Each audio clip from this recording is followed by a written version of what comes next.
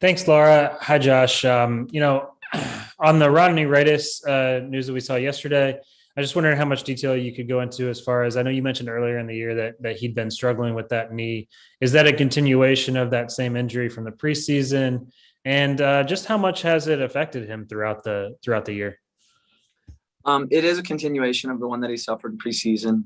He had, I think, 3 instances where it swelled up. We had it drained. So, having the surgery now, it obviously allows him to get the 6 weeks proper rehab strengthening that our staff can monitor him before he gets a break for the holidays. So that was kind of the idea behind it. But it certainly affected him. I think what he looked like in preseason and coming into the season, he was physically in a really good place. And then when he came back from, I think mentally he was a little bit, unsure. A young player, he has a knee injury. It wasn't that significant, but enough to set him off. And I think he lost shape, he lost fitness, and I think he lost a little bit of confidence. And then over the course of the rest of the season, it failed to capture form. So hopefully that gets him on his way. And again, we'll be able to monitor all of his rehab and strengthening here with our high performance staff, which is nice to have. And then come next season, there will be absolutely zero issues.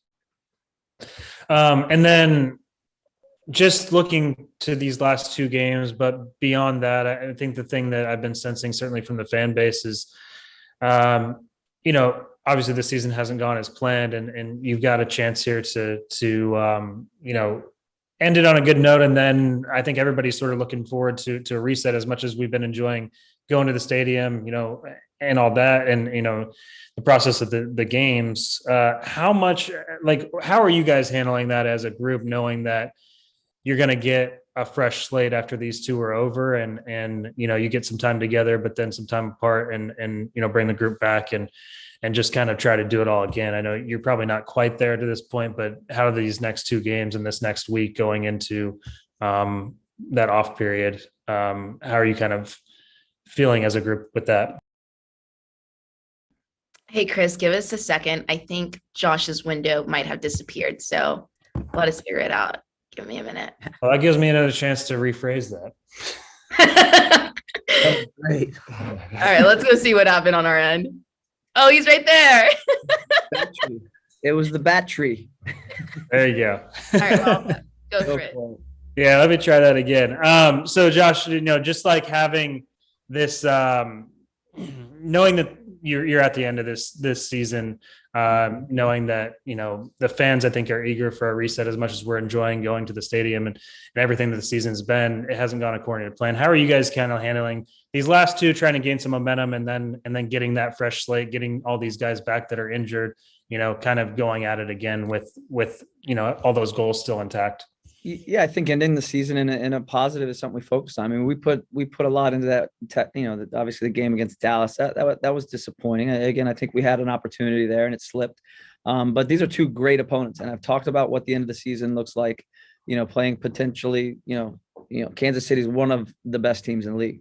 Period. I mean, they're a consistent performer. They play a very consistent brand of soccer, and them in New England and Seattle have been the best throughout the entire year. So it's going to provide a lot of challenges and certainly some opportunity for some guys. And the game against Portland, likewise, it's a team we beat twice, so they're fighting for positioning within the playoffs still. And it will provide challenges, and neither one of those games will come easily. They'll challenge us and test us, but it's also two teams that we've played really well against and on 4 occasions. So I think there's going to be opportunities there for us to obviously grab points and make it difficult for both those teams to capture what they want. And again, I think more than anything, you want to end on some positives. And again, the performance against Dallas, I thought was solid. The red card changed the game. It was unfortunate, but I'd say out of the last 6 or 7 games, certainly more at home. Just more professional, responsible performances, and we want to continue to capitalize on that here at home against Kansas City. It's going to be a fantastic atmosphere, as it always is. Our fans are incredible. Maybe a little bit of rain, so they'll be the first time we get some of that in the stadium. But energy, atmosphere has been great, and we're hoping for a great result, a good performance, and a great result. Thank you. Next up, Roger Wallace. Go for it, Roger. Hey, Josh, I'm curious about, as this season comes to an end, the process that people don't see that's had to go on in the first year of a franchise, all the maybe unanswered questions that now you have some answers internally and things like that. What has this whole process been like, and making it, I would imagine, much easier when you start again next season? Well, yeah, I think you start out with, very, very much a lot of unknowns, and you build your roster, you build your staff. You certainly build out an identity and certainly a culture and environment that we want to play and what we want to be known for and what we want to be known as. So that's taken shape over the year. And obviously we've dealt with some hardships. It's tough coming in to the league, 8 on the road, COVID. There's plenty of those narratives, but I'm pretty proud of what we've been able to produce, the way we've been able to play throughout the year. Disappointing to not get more wins. I think the lack of goals through the summer and not having strikers really affected our confidence, and that became a real detriment because that's what affects team morale. But again, our culture and environment, I don't think, was ever going to break. It stresses it. But again, that's where we revert back to process. We revert back to what we're doing, the detail, the layering in of new information. And there's certainly been growth, and players have made some great strides. And I, as a coach, have learned a lot. And those things are going to help and become invaluable in the offseason as we've already started to prepare and identify targets that can come in and help this team compete right away next year. And we were competitive this year, and it was disappointing to not be able to fulfill that, but we need some areas, some players in certain areas, quality starters. And we also need to layer in some depth, and those things, are what we've always known the second year would be, but there's certainly urgency there. And this fan base community has been incredible. We want to deliver on those things for next year. Thank you. Next up, Kirk Bowles. Go for it, Kirk.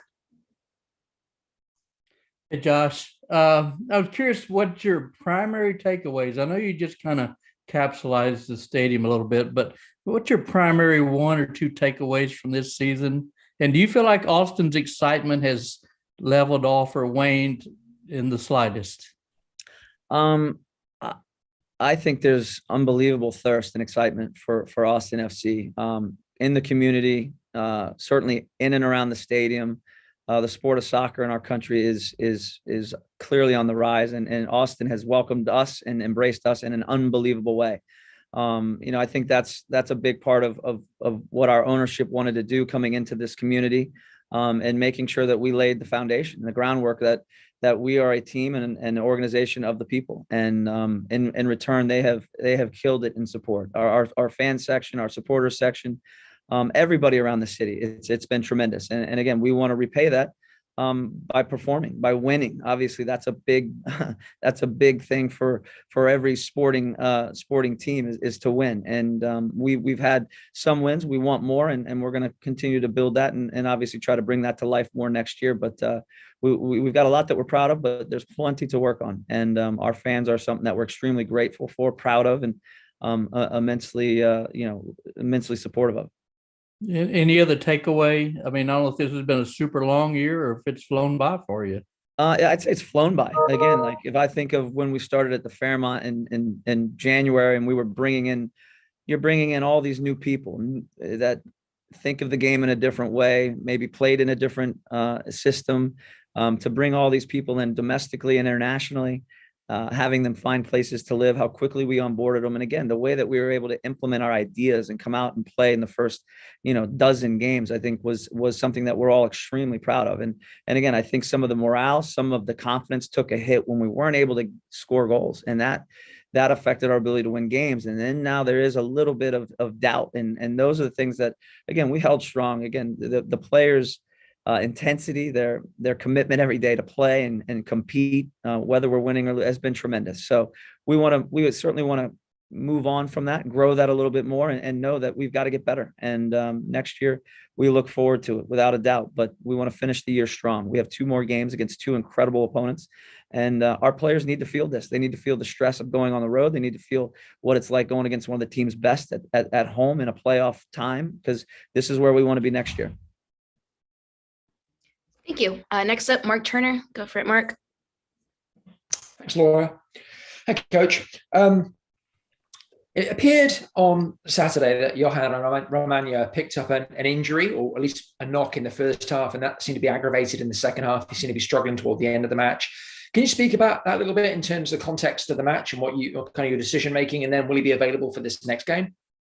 Yeah, he did take a knock, and I think at the end it was something a little bit more than just a knock. So we'll see how he is. I mean, I'd say he's doubtful for tomorrow.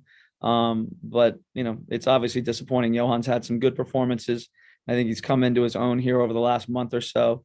And it's been difficult. Obviously, we're a little bit limited on our back line at the moment. Obviously, Hector took a red.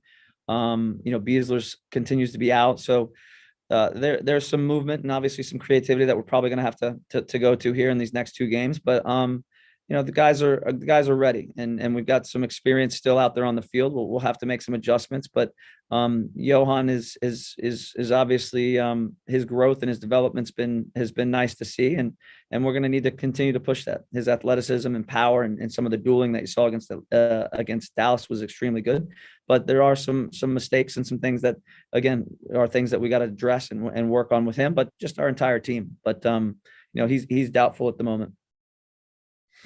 Actually, you touched on my next question as well, Coach, which is, without giving away rosters this far in advance, which I know you never do, can you give us some sense of how you're thinking about these next two matches, and if you're intending on trying to play the strongest possible side, kind of the mainstays, if you like, for these next two games, or if you're looking to mix it up, and how you might be looking to mix it up? Give us some clues here, Coach. Yeah, I still think it's important to get these guys comfortable with each other. Having Gite and certainly Sebastian are additions that have really helped give our group some added life and offensive quality. So we want to continue to push that.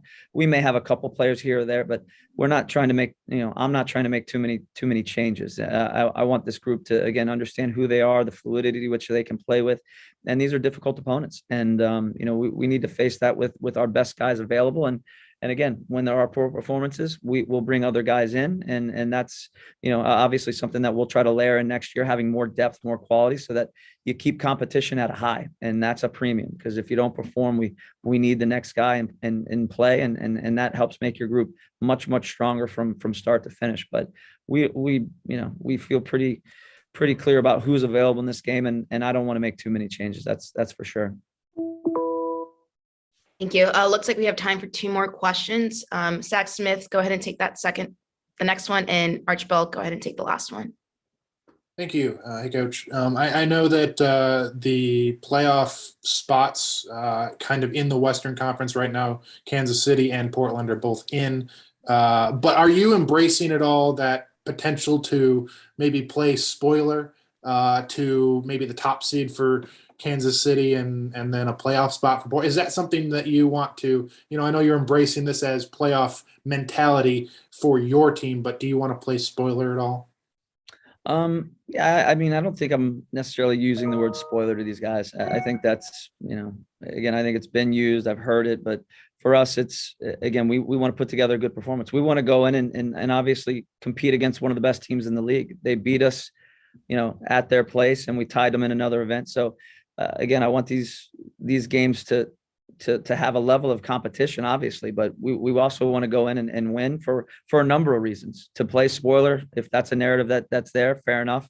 But for our own understanding, our own morale, our own believability, and these are tough places, tough teams to play against. So that'll be exciting challenges, obviously at home, but also on the road. But we want to make it as difficult as possible for both these teams, and they won't make it easy on us. I know that. I know both these coaches and both these teams, and they're shrewd, they're hungry, and we got to be ready for that. And on our own side, we got to come to play and compete and make it difficult.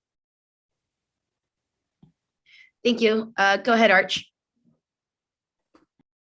Thank you very much. I got in a little late, so I'm not sure if you touched on this or not, Josh. It's not really Austin FC related, but the news yesterday, I want to get your reaction on the news yesterday that the Mexican national team will be coming to KVUE Stadium to play a friendly in December. And as somebody who was an integral part of the USA-Mexico rivalry and dealt out his fair share of torment and also received some in response from Mexico in many games. What's your overall reaction to the fact that you're having a Mexican national team friendly in your home stadium, KVUE Stadium?